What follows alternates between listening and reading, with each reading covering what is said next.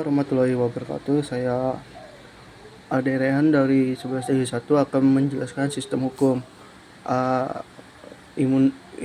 Immanuel Kant. Hukum adalah keseluruhan syarat-syarat dengan kehendak bebas bagi orang yang satu dapat menyelesaikan diri dengan kehendak bebas dari orang lain menurut peraturan hukum tentang kemerdekaan. B. SM Amin SH. Hukum adalah kumpulan peraturan yang terdiri dari norma dan sanksi. Tujuan hukum adalah mengadakan ketertiban dalam pergaulan manusia sehingga keamanan dan ketertiban terpelihara. Unsur hukum. Peraturan memiliki tingkah laku manusia dalam pergaulan masyarakat. B. Peraturan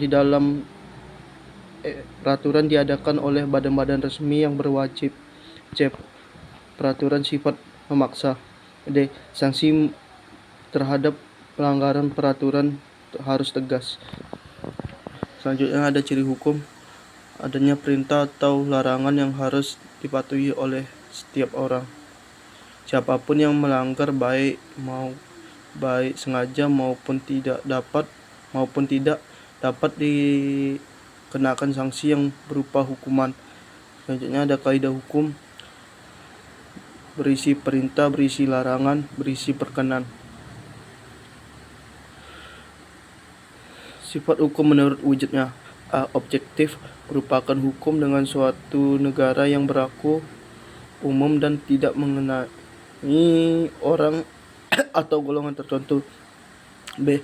Subjektif, yang timbul dari hukum objektif yang berlaku untuk semua orang. Pergolongan hukum menurut sumbernya. Sumber UUD pasal 1, 2, 3. Hukum yang bersumber dari UUD yang dibuat oleh negara untuk masyarakat. Adat atau kebiasaan yang dilakukan dalam kehidupan sehari-hari. Jurisprudensial yang dijatuhkan setelah hukum menyelesaikan perkara. Traktat hubungan antara dua negara. Menurut bentuknya secara tertulis yang dikodifikasikan, tersusun dalam sistematis, lengkap dan teratur KUHP, undang-undang hukum pidana yang tidak dikodifikasikan, tidak tersusun, sistematis, lengkap dan teratur. Contoh UUD tidak tertulis. Hukum kebiasaan yang dilakukan dalam masyarakat, contohnya menghormati, izin, sopan, etika. Hukum berdasarkan cara mempertahankan hukumnya.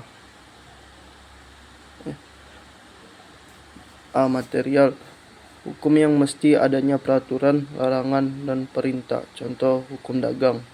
B. Hukum formal, hukum yang terdapat dalam UUD. Menurut tempat berlakunya. A. Hukum nasional, hukum yang berlaku dalam negara. Contoh UUD. Yang kedua, hukum internasional, hukum yang berlaku ketika ada perjanjian. Contoh kerjasama dagang. Yang ketiga, hukum asing, hukuman yang berlaku di negara asing. Keempat, hukum gereja, kumpulan norma-norma yang berlaku untuk anggota dan berlaku untuk di gereja. Menurut waktu berlakunya. A. Ius constitutum, sekarang atau positif. Contoh UUD nomor 26 tahun 2000 tentang pengadilan HAM. B. Ius constituendum yang akan datang atau negatif. Contoh perancangan UUD. Ya, C. Universal atau alam, kebiasaan berlaku untuk semua. Sekian dari saya. Terima kasih.